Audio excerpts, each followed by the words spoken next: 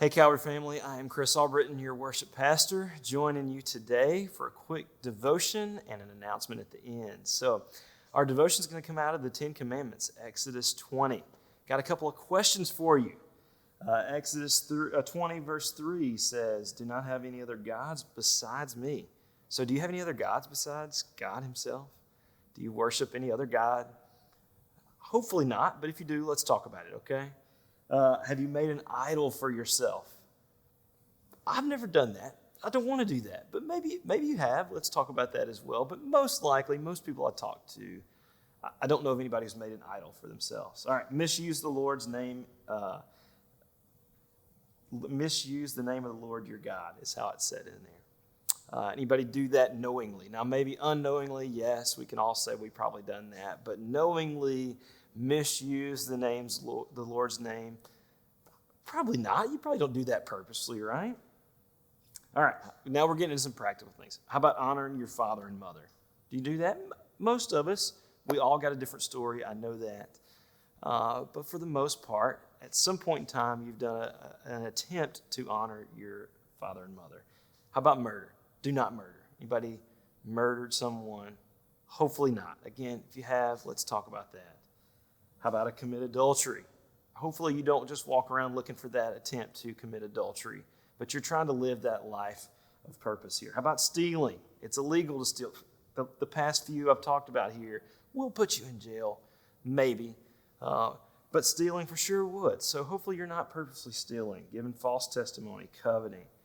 We look at the Ten Commandments, my whole purpose here. We look at the Ten Commandments, and for the most part, I think we can say we do an attempt to try not to do these things. But I skipped one on purpose. Right in the middle, number 4, right before we get to honor your father and mother, but right before that is remember the Sabbath day and keep it holy. Now, once again, most of us probably can give some explanation as to our attempt to do that. But do we really? Yeah, maybe come to church.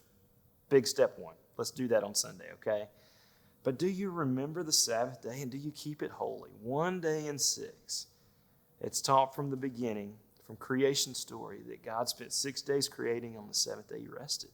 And then he puts it here in the Ten Commandments, the same thing, number 4. Honor that day, 1 and 7 that looks different than the rest there.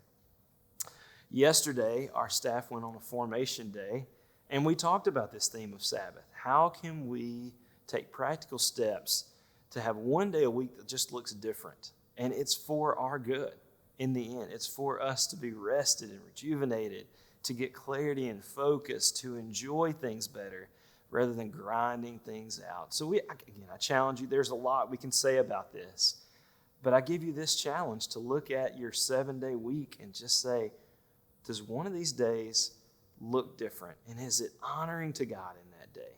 What are we doing on those days? Or does it look like the other 6 where we're hustling and doing different things here? Yeah, we're about to enter a summer pattern and vacations are coming, and just a different time frame and pattern of life over the summer is about to take place. But is there 1 day in 7 that is truly honoring to God? And what does that look like for your family? I encourage you to ask yourselves and your family that question and to come up with maybe a short answer as to what that looks like. Again, our staff just did this, and hopefully we're going to build on this a little bit more in the future, but it was a great day just to talk about what that looks like. I said I had an announcement to make, and I do, along the lines of 1 and 7 day, 1 day of 7, the same kind of idea of Sabbath. There's this word called sabbatical, and that's something that our staff takes on a rotation. We've had a couple of staff members take those. Daniel's taken one in the past here, Drew, Amy as well. Well, it is now my time, my year to take sabbatical, and so that's about to come up. I've got 6 weeks I'm going to be taking off during the summer, starting on June 19th, ending on July 31st. So that 6-week period there, and it is just a time, number 1, to disconnect and rest, to be with family, to do some studying, and I'm going to be studying some ideas around prayer and worship. It's kind of a theme that I'm going with throughout this sabbatical season. And then towards the end of it, begin to re-enter back into work life and just with new vision, hopefully, and a fresh start. So would you be praying for me in that time? Again, it's going to start June 19th, right after VBS, going to run basically through the month of July, and I'll be back in office on July 31st. And so again, pray for me and consider this day, one day in 7, that you can look different and it can be honoring to God there. Thanks for joining us.